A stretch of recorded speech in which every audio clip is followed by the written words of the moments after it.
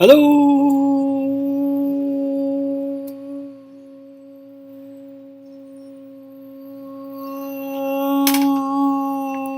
I think there's a tornado coming. Ooh. Algebra students, Mr. Lawrence here, and this is our next review video. And today we're going to be talking about solving systems and classifying. I won't actually do word problems in this video. We're just going to talk about the solving the systems.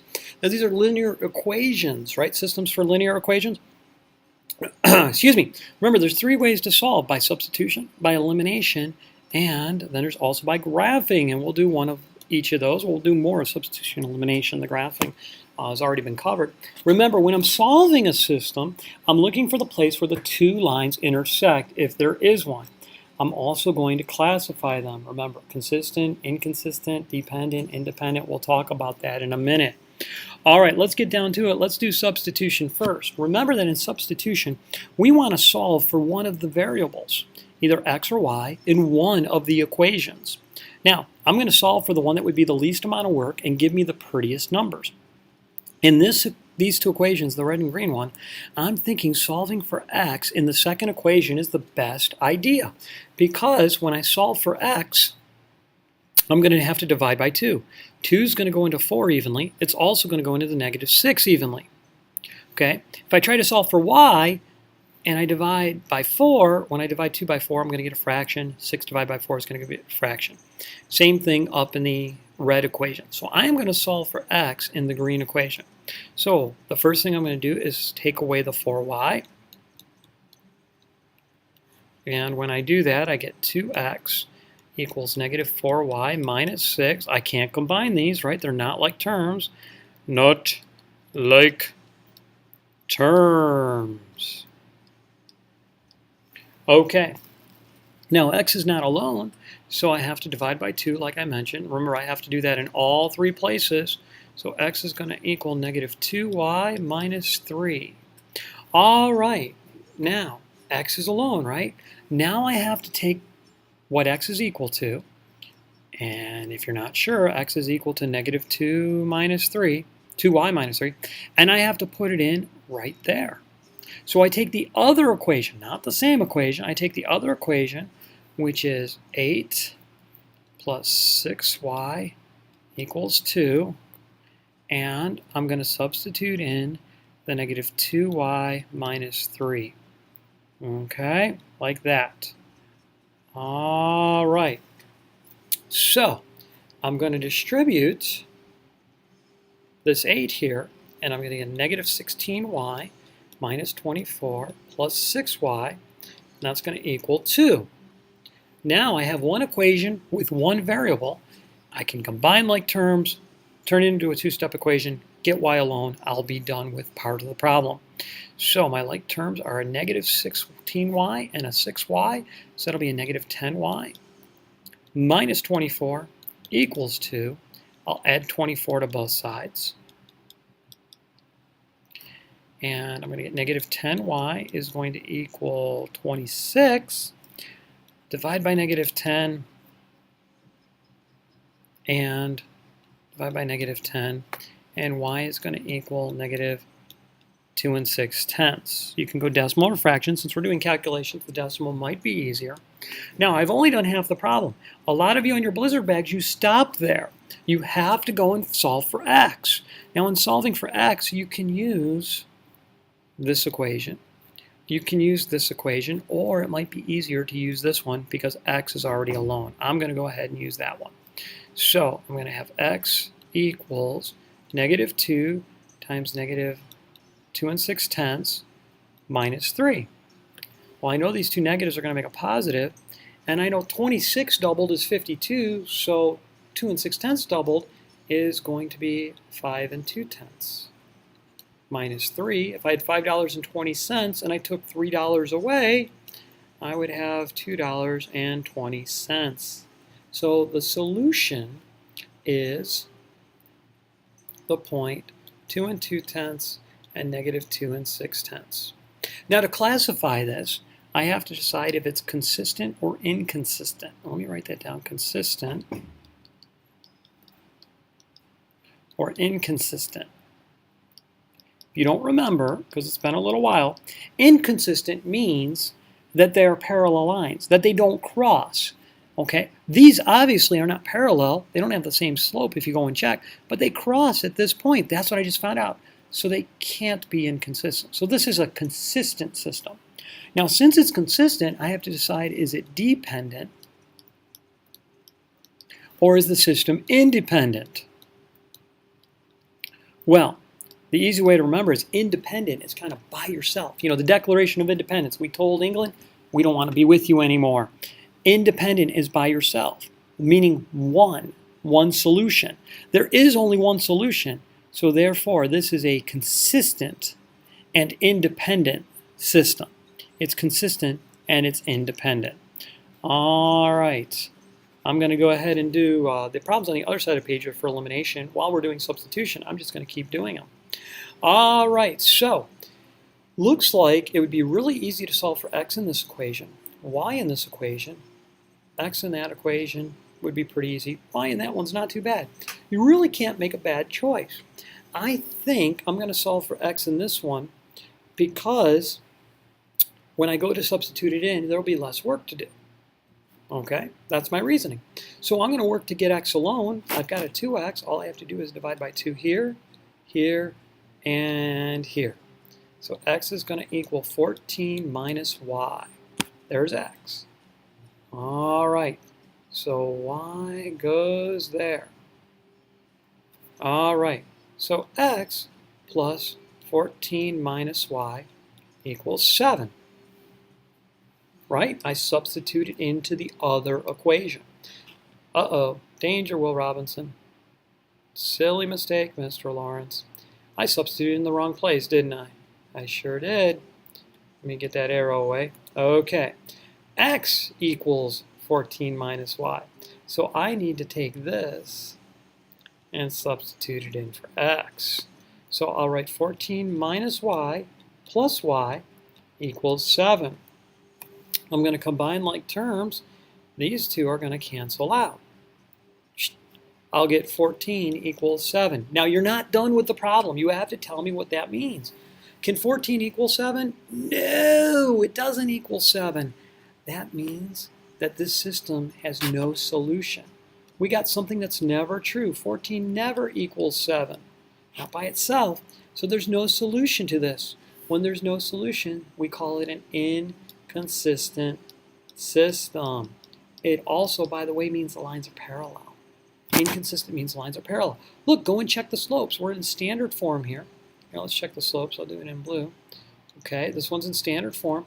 So I've got negative a over b, which looks like m is going to equal -1. Okay, now here to do the slope, I'm going to add 2y to each side, right? Plus 2y. That'll be gone. It'll equal 28. And if I check the slope there, I'm going to get -1 as well. The lines are parallel with different y-intercepts. This is an inconsistent system. All right, let's check out this one here. And let's see. You know what? I don't want this one. I'm going to quickly change it. Oh dear, it might get kind of ugly. But I'm going to go y equals -2x plus 4. That might be okay. I think that might be all right. All right, now y is already alone in this equation. So I'm going to take this and I'm going to substitute it in there. All right, when I do that, I'm going to get 2x minus the quantity of -2x plus 4. Remember, when I substitute, I always want to use parentheses. -6. I'm going to distribute the negative. And so I'll get 2x plus 2x minus 4, which equals -6. I'll combine like terms on the left to get 4x minus 4 equals -6. I'll add 4 to both sides. And so I will get 4x equals -2. Divide by 4. X is going to equal -1/2. And there is my x coordinate. Now remember, I don't stop there. In this case, I could substitute it into this equation or that one. Since I'm solving for y and y is already alone, I'm going to put it in there. So I'm going to get y equals -2 times -1/2. Tommy Kowalski, are you watching this? Hannah Urich, are you watching this? This is the same problem I asked you about in class Wednesday. It looks different, but it really isn't. Okay. Plus 4. Excuse me. All right.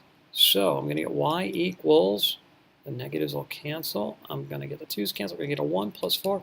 We're going to get 5. So these points, these lines cross at the point -1/2, +5. There you go. Pretty simple. Now, is it consistent or inconsistent? Well, there's a solution, so that makes it consistent. If they were parallel, it would be inconsistent. Consistent. There we go. Now I have to decide independent or dependent. Well, these are going to be independent because there's only one solution. Dependent will occur when you have more than one solution. In other words, there are two lines. They're the same line. The two different lines are actually the same line when you graph them. Okay, let's talk about elimination. Remember, for elimination, you have to have matching coefficients, but with inverse operations of each other. In fact, I have a plus 5y and a plus 5y here. That's no good. I want a plus 5y and a minus 5y. Now, the easiest thing to do would be to multiply the bottom equation by -1. If I multiply the top equation or the bottom equation by -2, I could do that. That would make my my x term 4x, and here I'd get a -4x. But instead, it would be less work to multiply by -1, so I'm gonna multiply by -1. And when I do that, I'm going to get a 4x plus 5y equals 3. A -2x minus 5y equals 11. Now I'm going to add my two equations together. I'm going to get a 2x equals 14. Get x alone, and x is going to equal 7. Remember, I'm not done. I know x. I have to plug x either into this equation, or if I really wanted to, I could use this equation, but I think that would be more work. I think I'm going to go with equation 2. So I'm going to go with 2 times 7 plus 5y, and that's going to equal -11. All right, so that's going to be 14 plus 5y equals -11, minus 14, minus 14. So I'm going to get 5y equal to -25. Dividing by 5 will get me y equals 5. So my solution is 7, 5. There's one solution. It's consistent and it's independent. All right. Okay, let's check out this green one. Now, in this green one, it's not quite as easy. I have two choices. I could multiply by -4 in the bottom equation, or I could multiply the top equation by 3 and the bottom equation by 2. This is more work, but in this problem, I'm going to do it this way, only so that you can see it modeled. I'm going to try to get rid of my y's. Again, if I were doing this on my own, I would not do this. I would definitely do it by getting rid of the x's. So I'm going for matching coefficients with inverse signs. Okay, there we go. This is going to give me a -6y, and that's going to give me a +6y. So my two equations now become 12x minus 6y. That's just distributing the 3, right? And that's going to equal 9. And then the other equation is going to be 2x plus 6y equals 2. And that's just from distributing the 2 and then multiplying over here. Okay, now I can add them together. And I guess I should write purple in purple, huh? Because blue plus red equals purple. All right, so 12 plus 2 is 14x. 9 plus 2 is 11. And those cancel. All right, now x is almost alone. And so I get 11/14. That's the x-coordinate of my solution. Now I got to go back and find the y-coordinate. I think I'm going to use this green equation. I think that might be the easiest. I'm going to go 11/14 plus 3y equals 1. So I'm going to subtract 11/14 from both sides. And my new equation is going to end up being 3y equals 3/14, right? And divide by 3 and divide by 3. But I'd rather write it like this. 3/14 times 1/3. That's the same as dividing by 3. Now the 3's cancel, leaving me with 1/14. And so that's the y coordinate, okay? Now you can use a calculator to do it. Put 3/14 in parentheses, put divided by 3, turn it back into a fraction, and you'll get 1/14. It's going to be approximately 0.7. If 1/7 is 0.142857 approximately, then half of that is going to be 0.0714, where am I at? 6? No, 2, 8, and it's going to keep going, okay? All right, there's probably a pattern to it. It's probably going to start repeating.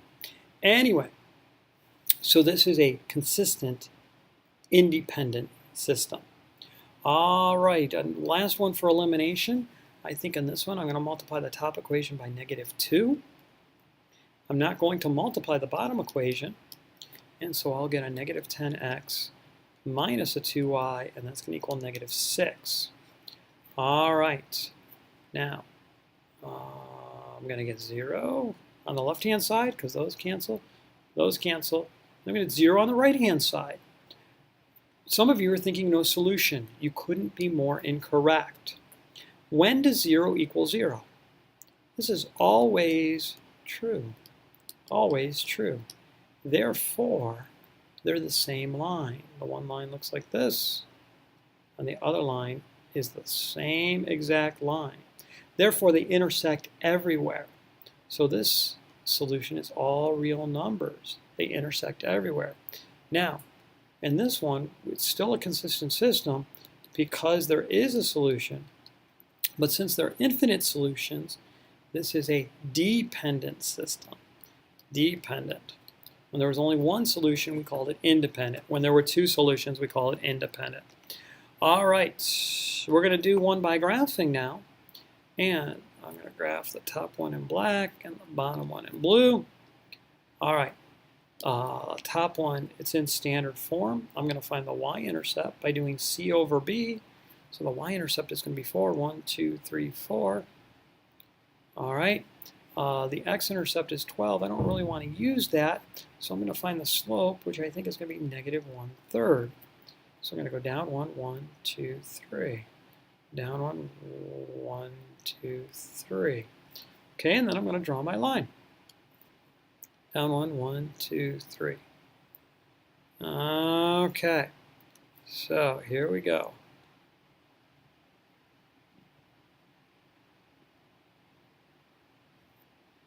And it's in black, that's okay. I'm going to put some arrowheads on it.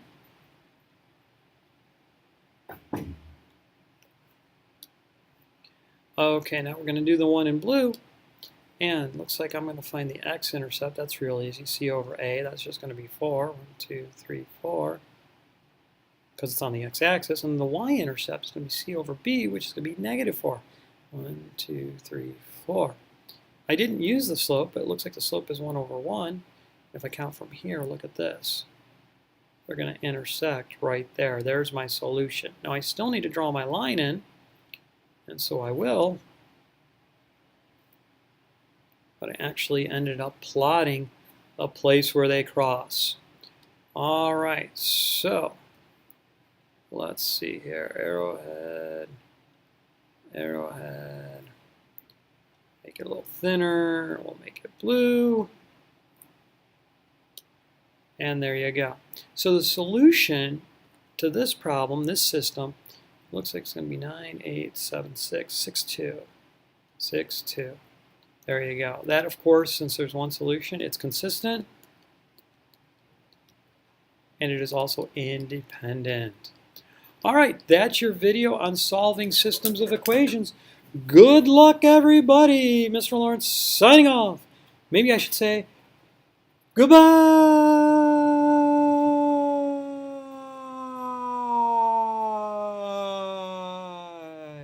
Splat.